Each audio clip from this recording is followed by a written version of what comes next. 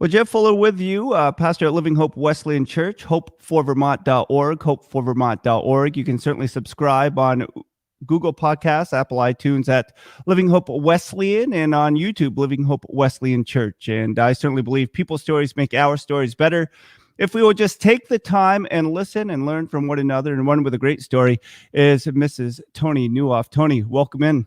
Hey, thanks so much for having me, Jeff. Well, I'm thrilled to have you, and I just have to ask, and most everybody knows, at least at the church where I pastor, I'm a huge fan of your husband's writing. For you being married to Carrie, and I know for my wife and especially my children, I always thought if I ever interviewed at a church or ministry that they need to interview my wife and kids and not myself. How have you learned to appreciate the platform that Carrie's been given, but knowing his humanness as his wife? Well, that's a great question. I mean, I think Carrie's platform and audience is a surprise to him, a surprise to both of us. So we do approach it, both of us, as something we need to steward well.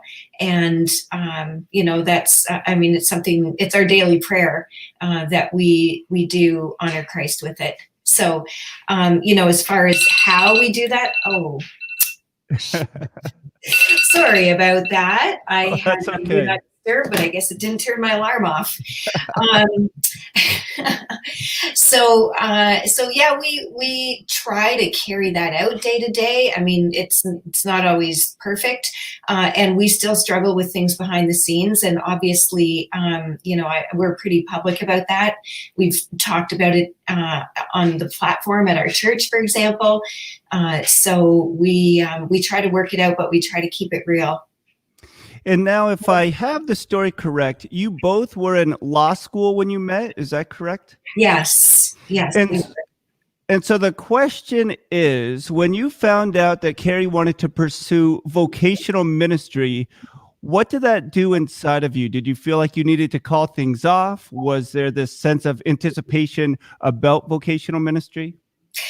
Yeah, that's a great question. I mean, I think I went to that decision partly naive. I had been involved in church as a teenager, so we went to church, but we were in a mainline denomination that just didn't talk about having a relationship with Christ. So I would say that I went through my teen years really just not even having the concept, having that kind of naivety. So but having said that, when Carrie Carrie didn't say a word to me. We were both involved in a group called Christian Legal Fellowship. And as law students, we were really chasing down, what it would mean to be a lawyer and also to be a Christian, with a small group of other people who had that same passion. And so one day after work, I just randomly asked Carrie, "Hey, have you ever thought about going into ministry?" And it was the same day where a couple of hours earlier, we believe that God had given Carrie a vision to be in the pastor's study at the church down the road where his family attended. So God made that calling pretty clear to us, and we embraced it. And again, Toni Nieuwhof, making some time, ToniNieuwhof.com, if you just want to check out her website. When you think about your website now, your book, you co-host a podcast, did you ever imagine from your legal days that you'd be doing what you're doing now? Oh, not at all. No. I don't know do you like the Enneagram, Jeff? I do. I'm a 3 on the Enneagram. Okay, that was my next question. So I'm an Enneagram 5, and which puts me in the investigator, category, I guess, if you want to call it that. And I tend to have this internal drive to be private. So for me to imagine that I would be doing this, it just wasn't on my radar screen. It's not my natural wiring, but I just had a passion around this message that I couldn't ignore. It was that fire burning in my bones. That's a good way to put it. And I find it fascinating, the story of when yourself and Carrie began the churches outside of Toronto, Ontario, up in Barrie, and the 3 small congregations, and now being a part of Connexus Church, which Carrie has just been succeeded, and you still attend there, and that's a great story on that podcast. But can you just talk about going to the 3 small congregations to start out? What fear and trepidation did you enter that ministry phase in, knowing that God had called you into that space? Our fears, I guess, when we first started out, the churches were, were very welcoming. Like we loved the people that we joined with. Carrie's told the story about how small those churches were, and they were all within a 5-minute drive of each other.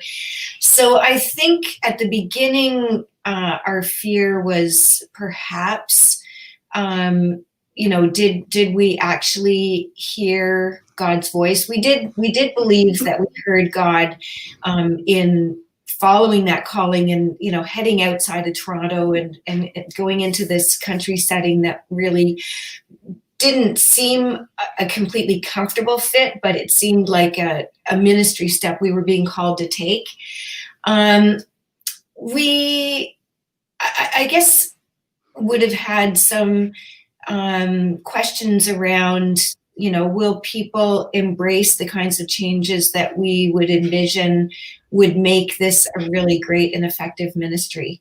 And some of that, and even stretched down to the style, ways that we could make changes so that people would feel welcome joining us. And those fears were quickly dispelled because people were very open.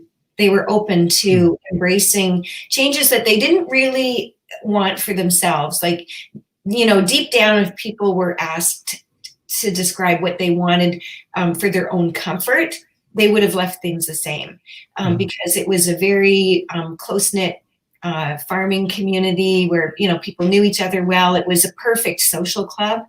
But the people we joined with also really latched onto the vision that the minister before Carrie had painted for them, and they embraced it and ran with it.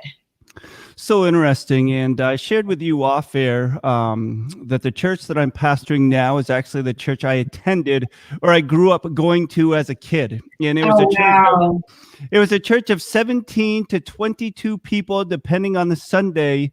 And before COVID, and God just blessed, and it's not huge, but we were a church of over 100, 150.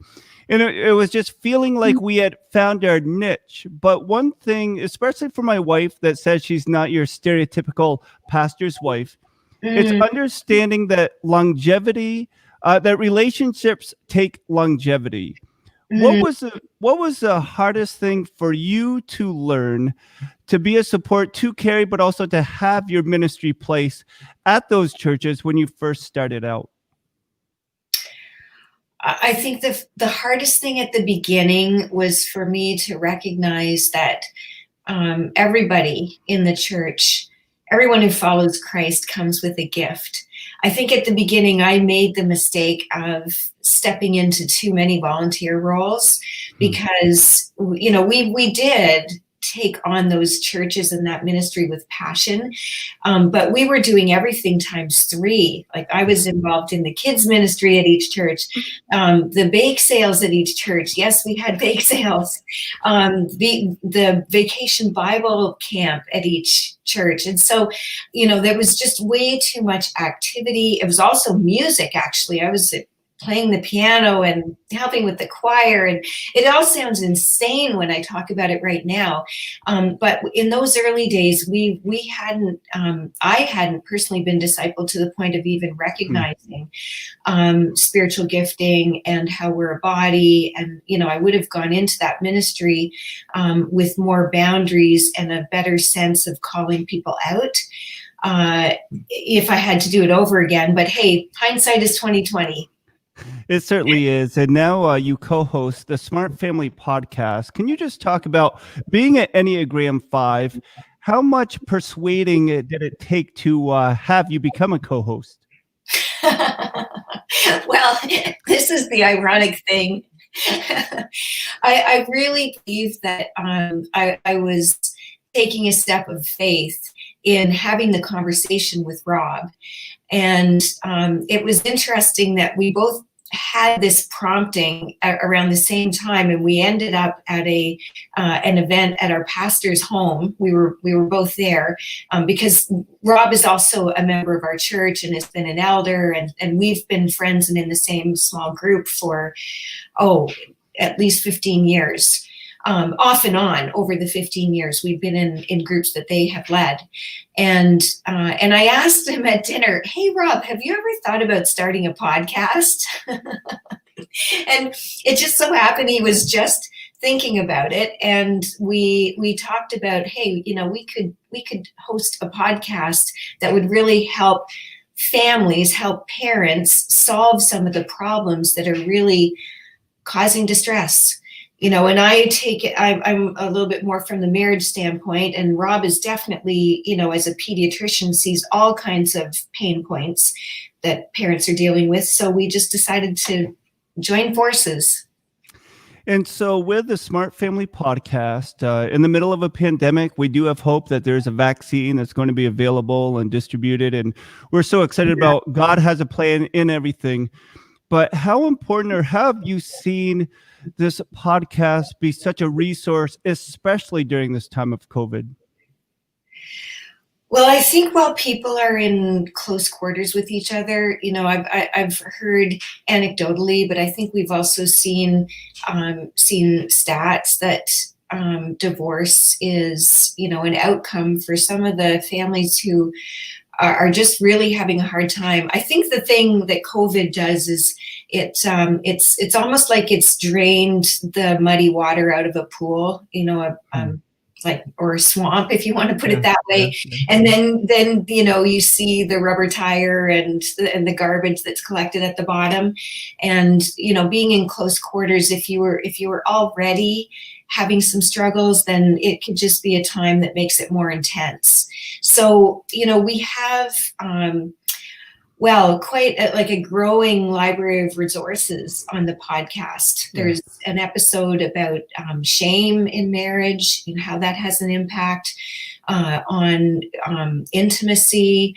We have episodes on how to help your kids, with everything from anxiety, teen anxiety, ADHD, and various issues that, and particularly during COVID, forgiveness is a big deal.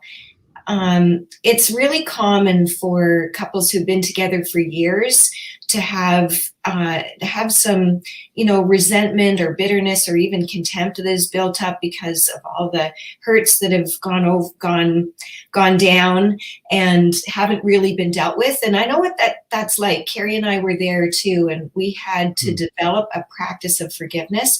We have a couple of great episodes on forgiveness already. So yeah, I'm hopeful that it will be an ever-growing resource for parents and couples. And again, Toni Nieuwhof, making some time at ToniNieuwhof.com is where you can certainly find more information. The name of the podcast is the Smart Family Podcast. And I believe, or the most recent episode I listened to, they spoke about the 5 love languages, Gary Chapman. You tie that in with the Enneagram and so many other resources. Why do people balk at becoming more self-aware? Oh, that's such a great question, Jeff. And I would put it down to a couple of things. I would say a few things. So, when Carrie and I, when we were in that place of, really struggling in our marriage, we just had this perspective that it's really mainly his fault. It's really mainly her fault.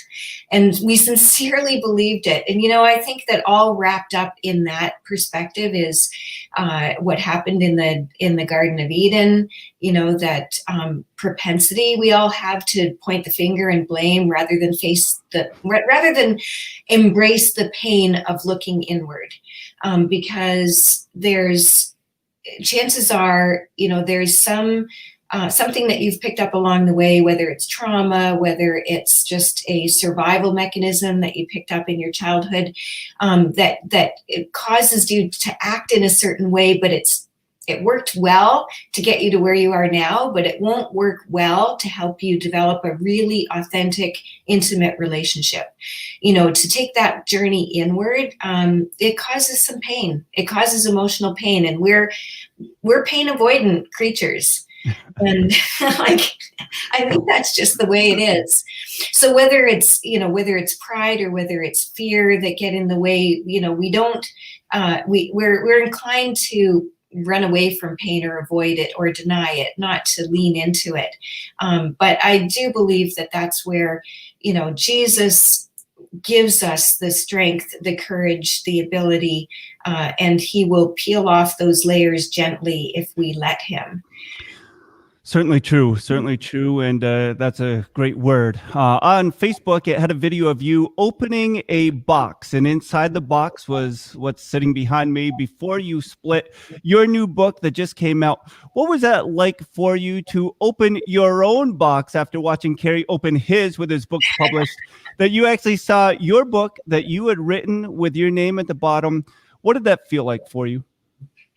Oh, it's hard. You're asking me as an Enneagram 5, so I have, the feeling part of it tends to come a bit later, but it just seems surreal. I just hadn't imagined this happening, even 5 years ago. It wasn't on my radar screen to publish a book. So yeah, it was.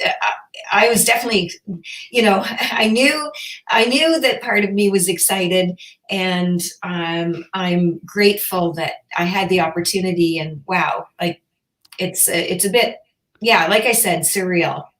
Now, in an earlier answer, we were just talking about pain avoidance. This book, Before You Split, do you think that's why people split or get divorced, because they just want to avoid the pain?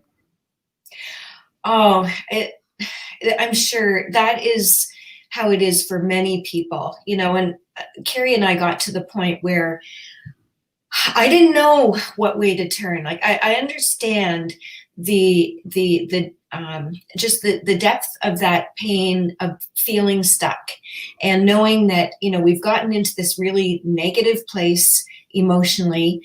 There's the tension of, I really want this to work. And Carrie and I had Ecclesiastes 4:12 as one of the foundational verses when we were married. So it says a cord of three strands is not quickly broken. And we sincerely believe that, we were being held together by the third strand, Christ, the strongest one. And even though we were both wholeheartedly into following our faith, we were still really struggling on an emotional level and not understanding what was going on. So I understand the pain, and I understand how people get to the place of just not knowing where to turn next, because, people think, well, am I going to live out this lifetime of misery? But on the other hand, am I going to step into separating? And then, there are obvious consequences that go along with splitting. You have to divide your time with the kids. You need to find a way to make their major life decisions. You need to figure out how to disentangle yourselves financially. And there's a lot of grief associated as well. So in either direction, it feels like there's pain. So yes. And sometimes, I want to say that there are cases where splitting is what needs to happen, at least temporarily, at least so people can relieve the pressure of what the relationship is under, what the family is experiencing. And if anyone's listening to this and your relationship is harmful, not unhappy, I do draw that distinction. Sure. If you're wondering whether it's harmful, I really do encourage you to talk to someone, have a confidential conversation with someone you trust and respect, whether that's a mentor, a pastor, a counselor, because I don't want you to be wondering about whether your marriage is harmful or whether your safety is at risk. But for many people, like Carrie and I, our safety wasn't at risk, but we were desperately unhappy in that place. So I was really motivated to write this book because I wanted people to have a clear view of what I believe are the 3 options, not 2 options, and have also a window into what happens if you do split, and have an idea of what are those pitfalls. And I go through them, a whole menu of them, and what are the practical solutions. So that at a minimum, anyone who reads the book has an idea of what they could do practically to show up in a more loving way in their relationships, but also, what it might look like for any one of the options in that confusing place of where it's so painful. Yeah, that's great advice and certainly timely for what we're all going through.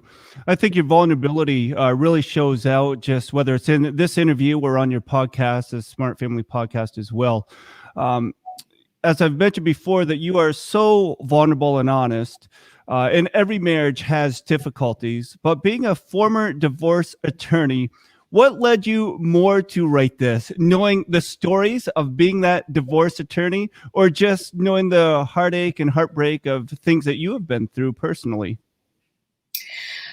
I think it's the transformation that Carrie and I experienced because, I already talked about, that we went through a deep level of pain personally. But now, after having pursued, our spiritual growth, leaned into our faith, went to counseling and took it seriously, did the hard work, worked on intimacy, shared experiences. We've gone through all these steps over a number of years. And I would say, honestly, like now our relationship is better than I ever would have dreamed it could be. If you'd asked me on my wedding day what my expectations were for this stage in our relationship, I just wouldn't ever have imagined it could be this good. And I think it's that contrast between it really was that bad and now it really is this good. I just wanted people to hear that. Well, I love how you put that it went from very unhappy to thriving. And that's something that we all wish for, whether you're a Christian or not. And I think that will speak to those that do not yet profess the name of Jesus, just before you split, the name of that book. Toni, I know that time is short, but a couple more questions for you. How many children do you have? We have 2 boys. And so I understand that you are empty nesters. What was that like for you? Our son now is a freshman in college. He's out in Michigan, which I understand you're from, the great state of Michigan. It's been difficult for us to let him go, but very exciting to see the steps he's making. Early in this process, what advice would you give? Oh, I think you have to express the grief.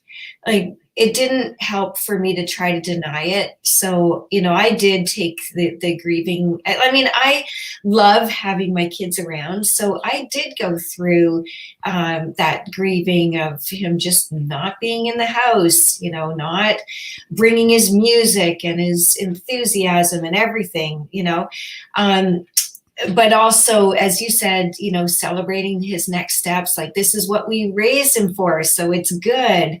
But I think we, at that stage too, we leaned into each other and supported each other. We would tend to, I think grief comes in waves, and so you don't necessarily experience it at the same time, but just be there with each other and show empathy. What's the Sorry. I was just going to say, what's the age difference between your two? Because our daughter is a junior in high school. She's 17.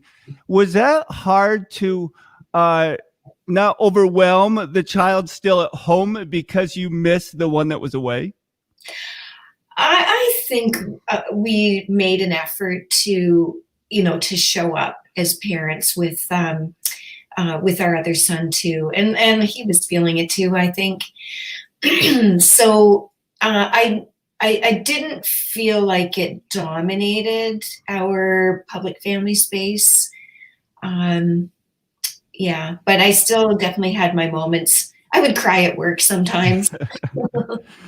Oh, I understand that. Toni Nieuwhof, ToniNieuwhof.com is where you can certainly find more information. The name of the book is Before You Split. You can certainly go online and look for that as well. The Smart Family Podcast, I encourage you to find that on Apple iTunes, Google Podcasts, wherever you listen to that. You have some great recommendations. Ann Voskamp, Dr. Henry Cloud. Knowing that they read your book and knew how much it would mean to so many people, being an Enneagram 5, did that give you a deep sense of calm that it really was going to work out how you had thought it would in your mind? I guess I'm very grateful, absolutely, for the very kind endorsements, and I find it all slightly overwhelming, if I'm going to be honest with you. But my hope and prayer is that the messages of the book will really be meaningful to people, and that they will help lead some couples on a pathway toward healing. Lead all of my readers. I'm praying every reader gains something from this book, and I guess we'll just have to wait and see. But that's my prayer. So, Toni, we're excited about Before You Split. We're excited about you and the ministry that God has for you. I believe it was Carrie who mentioned that once your boys left the house, left your home, that it was stated that you have more life to live together than you had even with your kids at home. How have you transitioned into that way of thinking, that mindset of pursuing the open doors that God has in store for you? I think we've pursued it open-handedly, and in regard to our relationship with each other, we've really leaned into what we've learned along the way. So I think I mentioned shared experiences. In this empty nest phase, we've really been deliberate about trying things together. And, it's interesting that the research shows that couples who are, maybe looking for a better connection with each other, or looking to know each other better, or have more fun even, they do better in forging that connection if they'll try something that helps each of them to grow. Like, I'll put it this way, because this is the way the research put it. Try something novel or exciting together. And it means that you both have to find it like interesting or something that's new to you. It doesn't have to be adrenaline producing by any means. But I think you get this sense of growth in your relationship when you try something new, you try it for the first time together, you expand your horizons. And so, yeah, I think that's something that Carrie and I have both embraced. We've tried, sea kayaking for the first time, and it wasn't at all what we expected. It sort of made it into the book in a small way. But, I was envisioning this calm harbor that had a dock, a break wall or something. No, we just went straight out into the ocean waves, like through the breakers. Oh, that's funny, Toni. And a friend told me that my wife and I need to find a hobby that we enjoy doing together. And my wife does like to kayak, but we tried one of those tandem kayaks, and I understand they have a nickname of a divorce kayak. And so we prefer to kayak next to each other instead of within the same boat. And so we're just learning that along the way. Toni, as we let you go, and we want to wish you a Merry Christmas and a Happy New Year, and thank you so much for your time. You. Well, thank you. The final question that I have is, what advice would you give to those couples or families that are really struggling relationally as we enter the heart of these holidays? Well, I think trying to see each other with eyes of compassion and trying to see ourselves with eyes of humility can help bring more peace. So, remember that, you're both human. Everyone comes to a relationship with their own personal weaknesses. I think that verse in 1 Peter 5 was something that really helped Carrie and I when we were in those tough years, where Peter notes that God opposes the proud, but gives favor to the humble. It's in 1 Peter 5. That if that's a pretty stark statement, that God opposes the proud. And anytime I take a prideful stance, self-interested stance, I am actually setting myself up in opposition to God. I've heard it said that pride is the ultimate anti-God state of mind. Wow. And that really hits. It really hits me. But he shows favor to the humble. So just humbly approaching your spouse, learning about yourself, being willing to say, okay, God, please shine your light into my life and show me where the darkness is involved. Like, show me my part in this. How can I own my role in this disagreement that we just had? Because even if it's a 5 or 10% role, I'll even give you that. Let's say your spouse is 90% to fault, to blame, but you have 10%. How can I own the 10%? That's so good. Toni Nieuwhof, ToniNieuwhof.com. Thank you so much once more for making the time. And we pray for your foot, and we hope that you heal and you recover and you have a blessed holiday season. Toni, thank you so much. You do too, Jeff. Thank you.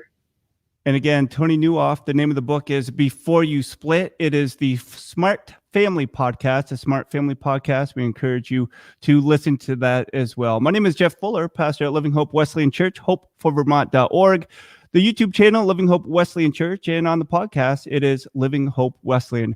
Thank you all. Merry Christmas, and go get that book Before You Split, either for yourself or for somebody that would certainly benefit from it. Thanks all.